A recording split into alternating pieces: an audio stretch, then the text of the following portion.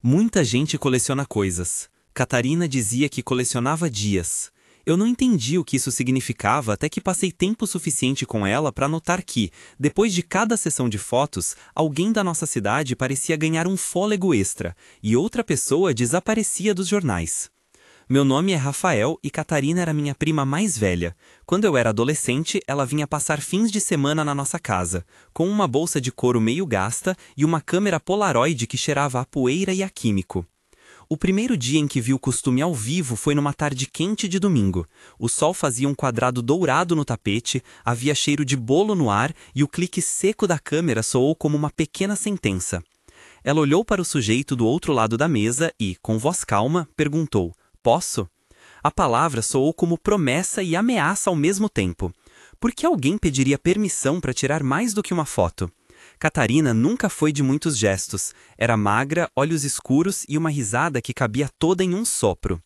Eu comecei a reparar nas rotinas. Caixas empilhadas de polaroides num armário, álbuns com capas de couro, uma cadeira sempre posicionada de modo que a luz natural caísse no rosto do fotografado.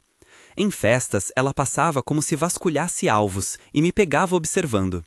"Você deveria sorrir mais", eu disse uma vez tentando provocar. Ela respondeu com uma frase curta que ficou na minha cabeça: "Eu não coleciono sorrisos, eu coleciono tempo." A imagem do clique, o cheiro de filme revelado, o brilho do papel fotográfico, tudo isso ancorou o cenário numa sensação de rotina e perigo silencioso. Por que alguém ofereceria um prolongamento de vida em troca de quem ou o quê? Quando contei a história para amigos, riram. Quando contei para minha mãe, Marta, ela tomou o jornal com mãos trêmulas e disse: "Não traga problemas para casa, Rafa." Minha mãe sempre guardou as cartas e as certidões em uma pasta amarela. O pai, Raul, preferia ignorar. O bairro inteiro tinha suas pequenas regras e Catarina caminhava nelas como quem sabe onde pisar, mas raramente explicava o preço. Eu prometo que o que vem a seguir não é invenção. Há evidências, documentos que eu vasculhei depois, obituários que não batem, certidões com carimbos trocados. No fim, o que parecia um dom era um segredo que engolia a gente. Se você gosta de histórias estranhas, fique atento. Esta é a verdade sombria por trás das fotos de Catarina. Catarina tinha hábitos que, no começo, eu aceitei como excentricidade. Ela me mostrava álbuns como quem mostra uma coleção de selos, ordenados por data, por sorriso, por intensidade. "Este é de abril", ela dizia, folheando uma página onde o papel brilhava ainda um pouco. "Ele ganhou mais 6 meses." Em reuniões comunitárias, ela conversava com o padre Osvaldo sobre luz e composição enquanto anotava nomes num caderno. No centro da cidade, na casa do seu amigo Henrique, a câmera pendia do pescoço enquanto Henrique comentava futebol. No dia seguinte, o avô de Henrique apareceu mais vivo, andando com mais firmeza, e Henrique chorou como se tivesse recebido R$ 1.000. Em contrapartida, uma jovem da rua de trás, Júlia, que havia brigado com o namorado, morreu subitamente no dia seguinte ao ensaio em que havia participado. As reações públicas foram mistas. Alguns agradeciam, outros desconfiavam e a imprensa local escreveu matérias com títulos amenos. Catarina, com sua calma habitual, dizia apenas que aquilo era podar, um verbo que usava como quem fala de jardinagem, não de corpos. Ela fazia anotações, chamava a prima Clara para ajudar a catalogar e mandava Davi, o cabeleireiro, buscar fitas de papel nos quais escrevia datas. Às vezes, ela deixava o álbum inteiro sobre a mesa, cheiro de revelador no ar, como se convidasse qualquer um a olhar. Mas havia regras invisíveis: pedir permissão, não fotografar menores de idade, não salvar mais do que 2 pessoas por mês. Quando alguém quebrava uma regra, Catarina franzia o senho e dizia que o equilíbrio exige cortes. O costume começou a parecer menos como uma mania e mais como uma disciplina com consequências. "Isso não é certo", eu disse uma noite, segurando uma das polaroides. "Você não pode simplesmente pegar dias de quem quer que seja." Ela respirou fundo e o ar cheirou a café frio. "Rafa", ela falou, "você entende o que é perder? Você entende como é ver alguém declinar e saber que poderia intervir?" Eu respondi com outra pergunta, porque é assim que começamos a nos entender. "O que custa isso para você?" Ela fechou a mão sobre a foto e olhou para mim com olhos que pareciam mais velhos do que o rosto. "Às vezes, o preço sai de onde eu menos espero", disse, "mas enquanto houver alguém querendo, eu poderei prorrogar." A palavra prorrogar aqui tinha sedução e medo. Eu prometi ajudar a organizar álbuns uma semana, apenas para entender melhor o mecanismo. Não imaginava que estava aceitando uma porta para algo que mudaria para sempre minha família. A primeira vez que fui visitar a casa dela sozinho, percebi indícios de algo mais prático e sombrio. Havia bilhetes com anotações sobre certidões.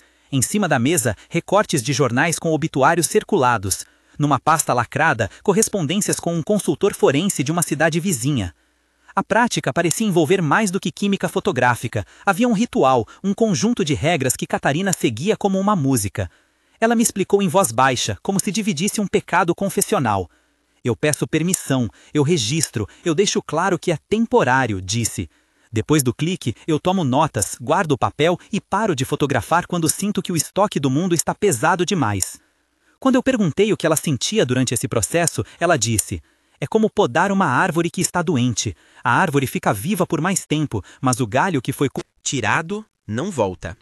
A descrição parecia lógica e absurda ao mesmo tempo. Havia regras. Nenhuma foto sem consentimento explícito. Nada de fotografar em igrejas durante missas.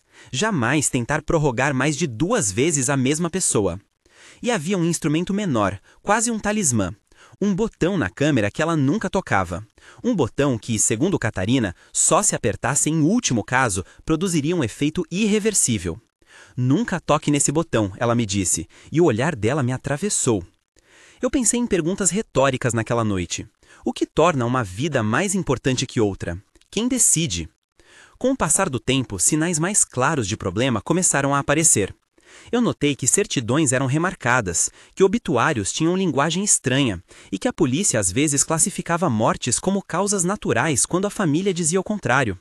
Falei com Clara, a prima que trabalhava como assistente social, e ela trouxe evidências. Uma sucessão de casos onde a data de óbito não batia com relatos familiares. Tem algo estranho, Clara disse, folheando um dossiê. Repare o padrão.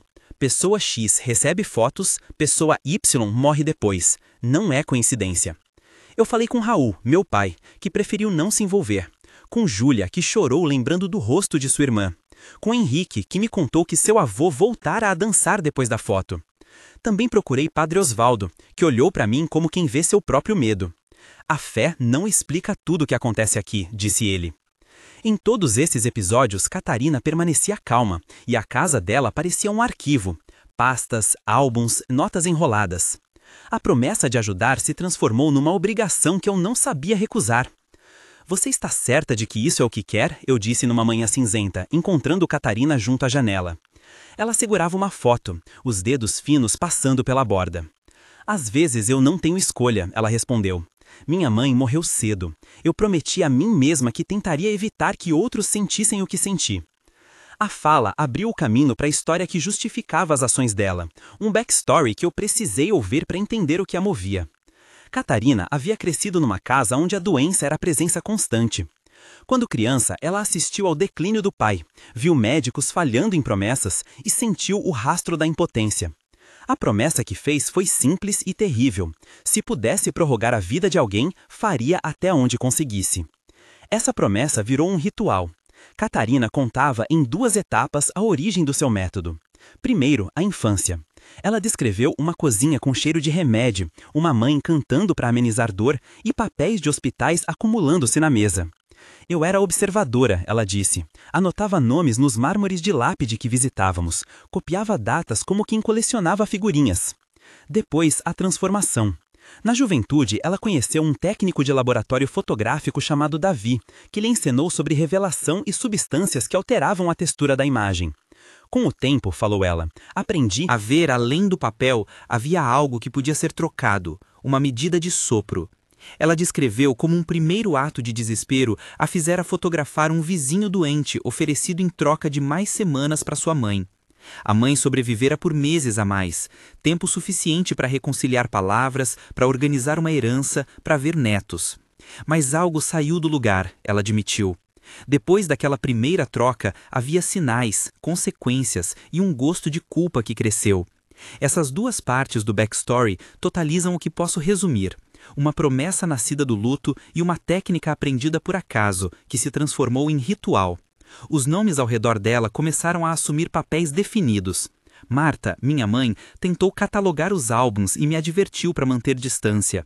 Raul, meu pai, tentou enterrar o assunto entre contas e mercado. Clara, prima assistente social, procurou arquivos públicos para checar obituários. Henrique, o amigo, perdia e ganhava forças. Davi, o técnico, entregou munição técnica a Catarina e depois desapareceu do quadro. Padre Osvaldo ouviu confidências e aconselhou rezas. Júlia chorou por sua irmã. E a policial local, Clara Ribeiro, visitou a casa uma vez para solicitar documentos. Cada um fez algo. Marta guardou cartas, Raul evitou perguntas, Clara puxou provas dos arquivos, Henrique contou testemunhos, Davi trouxe químicos, Padre Osvaldo rezou e Clara Ribeiro carimbou requisições policiais. Esses personagens secundários não são em cena apenas para colorir. Cada ação empurra o enredo, cada nome aparece como evidência de que aquilo não era só nossa família. O conflito moral chegou quando Catarina me fez uma oferta que mudaria tudo. Ela me chamou numa tarde, com chuva fina batendo na janela, e disse: há uma forma de salvar sua mãe por mais tempo. Meu coração apertou. Eu questionei: o preço? Ela colocou a foto sobre a mesa e falou com calma: alguém terá que se tornar o preço. Eu posso explicar, posso pedir permissão, mas existe um corte. Sentimos-nos como se estivéssemos diante de um contrato sem palavras. Eu perguntei: você já escolheu alguém antes? Ela balançou a cabeça e falou dos limites do ritual. Conversamos por horas, houve momentos de silêncio pesado, de argumentos ásperos. Isso é injusto, eu disse. Como você escolhe quem perde? Quem é você para decidir? Ela respondeu: às vezes a escolha acontece sozinha, às vezes é o sistema. Eu não quero ser carrasca, Rafa, eu só quero espaço para respirar. A tensão escalou, eu trouxe Clara para mediar, falei com Raul, que tentou racionalizar, e com Marta, que implorou por uma solução. Houve um diálogo tenso com a policial Clara Ribeiro, que avisou que qualquer anomalia legal seria investigada. No fim, a proposta se converteu em prova. Ela me mostrou documentos, assinaturas antigos, um mapa de quem já recebera prorrogações. Eu consegui, por um momento, ponderar: salvar minha mãe e condenar outro, ou recusar e aceitar a perda. Se eu aceitar, eu disse num momento de fraqueza, o que me garante que depois não virão mais pedidos? Catarina olhou. Nada, disse. Mas talvez eu possa controlar as regras. Eu trouxe o Padre Osvaldo para conversar, e ele falou sobre limites morais. Henrique implorou para que eu pensasse no avô dele. Marta chorou dizendo que só queria mais um aniversário. A tensão culminou com uma decisão. Eu concordei em permitir que Catarina tentasse, com condições, só com permissão formal, só monitorado por documentos e pela polícia, só se o preço fosse alguém já com riscos extremos e com consentimento quando possível. Era uma decisão que parecia equilibrada, humana, era também uma abertura para o desastre. A execução do plano teve uma sequência que eu ainda revivo. No dia marcado, a casa de Catarina tinha cheiro de café forte e filme fresco. Havia velas apagadas pelos cantos, uma cadeira posicionada sob a janela e álbuns espalhados. A pessoa escolhida, um vizinho chamado Marcelo, aceitou por estar cansado da solidão e por ter uma neta que precisava de apoio. Houve palavras afetuosas: vai ficar tudo bem, a gente te ama, e o clique da câmera como início oficial do procedimento.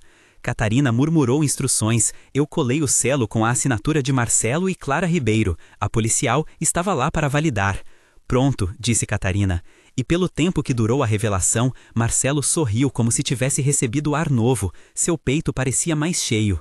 Mas na mesma noite, sem explicações lógicas, 2 pessoas de bairros distantes morreram em acidentes que depois pareceram detalhes triviais.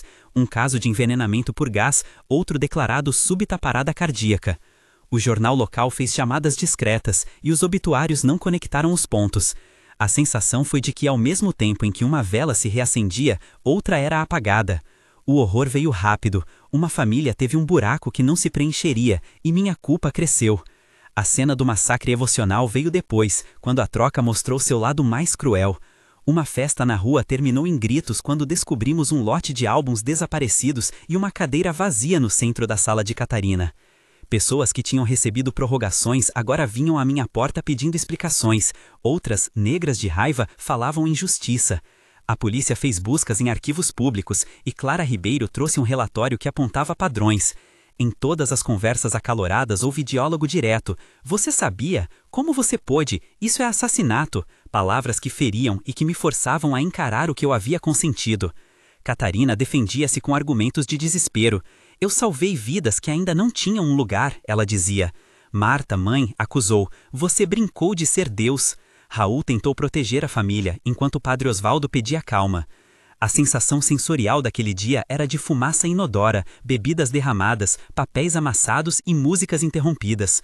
O clímax emocional foi quando encontrei um álbum parcialmente queimado com a minha assinatura, a prova de que eu havia sido cúmplice direto. A cadeira vazia no meio da sala ficou como imagem final. Daquela noite, alguém havia se levantado e não voltaria. O epílogo que trago agora é dividido em 3 momentos, porque as ramificações daquilo se estendem além do imediato e porque quero ser claro sobre consequências práticas. 1 mês depois, nossa casa cheirava a limpeza e silêncio. Marta enrolava documentos, tentando normalizar registros e procurar por uma forma de anular aquilo que havia sido feito. Eu passei noites vasculhando arquivos públicos e jornais, encontrando certidões que não batiam. Clara, minha prima assistente social, juntou depoimentos e enviou tudo para um consultor forense que morava em outra cidade. Ele encontrou pequenas discrepâncias nas assinaturas e carimbos. A polícia local abriu um procedimento preliminar, e a reportagem principal apareceu num jornal regional com uma manchete cuidadosa. Davi, o técnico, voltou a aparecer e disse que sentia culpa. Ele me entregou recipientes de revelador que poderiam explicar parte da manipulação do papel. A comunidade ficou em choque, e pessoas que antes iam a Catarina agora evitavam a casa dela. Eu sentia culpa por ter sido parte ativa. Em casa, Marta trancou o álbum que eu havia tocado, e Raul evitou olhar nos meus olhos. 3 meses depois, a investigação já tinha ganhado corpo. Clara Ribeiro, a policial, trouxe um laudo parcial que dizia que não havia evidência direta de crime material, mas havia muitos indícios circunstanciais. Padre Osvaldo organizou missas pela paz, e a cidade se dividiu entre apoio a Catarina e repulsa. Júlia fez uma vigília pela irmã, e Henrique organizou uma reunião comunitária onde disse em voz alta o que muitos pensavam: "Não queremos viver a custo de outro." As eleições locais trouxeram debates sobre ética e práticas comunitárias. Cartas ao editor inundaram o jornal. Eu recebi ameaças anônimas e também bilhetes de agradecimento de famílias que acreditavam ter recebido mais tempo. A disputa por legado e herança começou a aparecer. Pessoas consultaram advogados sobre propriedade de álbuns e possíveis exigências legais. A tensão se transformou em rotina amarga. Vasculhávamos cada obituário, cada certidão, em busca de padrões que a lei ainda não sabia classificar. 6 meses depois, as coisas tomaram um rumo inesperado. Um arquivo público que eu visitei mostrou um registro antigo, uma carta de um casal que, décadas atrás, falou de experiências parecidas. Um indício de que aquilo podia não ser exclusivo de Catarina, mas parte de uma tradição local enraizada em pactos de sobrevivência. Esse achado mudou o foco da investigação. Não só Catarina era responsável, mas uma prática talvez secular havia sido passada em silêncio. O caso ganhou a atenção de consultores forenses de fora, jornalistas investigativos e de uma organização que tenta mapear rituais comunitários. Catarina foi afastada da sociedade, sua casa lacrada por ordem judicial, e minha família ficou no centro de um julgamento moral que a lei ainda não sabia ponderar. Em termos práticos, há documentos que exigem nova leitura, certidões que precisam de retificação e uma cadeira vazia que continua a me perseguir mentalmente. A cidade ainda tem pessoas que me olham desconfiadas e outras que me agradecem às escondidas. Clara, a prima policial, recebeu reconhecimento por ter levado o caso adiante. Marta tenta recompor a rotina e Raul voltou a trabalhar em silêncio, como se isso fosse possível. Eu continuo vasculhando álbuns, agora com a sensação de que cada foto é uma dívida. No fim, o que aprendi é simples e terrível. Ajuda às vezes tem preço, e esse preço nem sempre é justo ou visível. O que Catarina chamava de cuidado era uma fome que crescia, e prorrogar dias de alguém significou empurrar a morte para outra parte do mapa. Ainda existem álbuns trancados, provas que não foram traduzidas pela lei, e pessoas que tentam viver com a culpa e com a gratidão pela mesma ação. Às vezes me pergunto se poderia ter feito diferente. Às vezes penso que, se eu tivesse dito não, algumas perdas teriam sido menores, mas outras talvez fossem irreversíveis. Se você ficou inquieto agora, deixe sua opinião nos comentários. Você faria uma troca para salvar alguém que ama? Comece sua resposta com "eu faria" ou "nunca faria", para que eu possa ler e responder as melhores. Os comentários ajudam a entender como outras pessoas pesam escolhas impossíveis, e eu prometo ler e trazer algumas respostas em um próximo vídeo. Se quiser mais histórias sobre segredos que aparecem em documentos velhos e em álbuns esquecidos, inscreva-se. Há mais páginas que precisam ser folheadas. Não tenho finais limpos. A polícia arquivou parte do processo como inconclusivo, mas investigações externas continuam. A família não voltou a ser a mesma. A cadeira no meio da sala, a marca de onde alguém se levantou, permanece como imagem final que me persegue. Em cima de uma prateleira, um álbum sem capa guarda um sorriso que eu sei o preço que teve. E quando eu fecho os olhos, ainda ouço o clique seco da câmera de Catarina, como se alguém ainda estivesse tirando fotos do tempo que nos resta.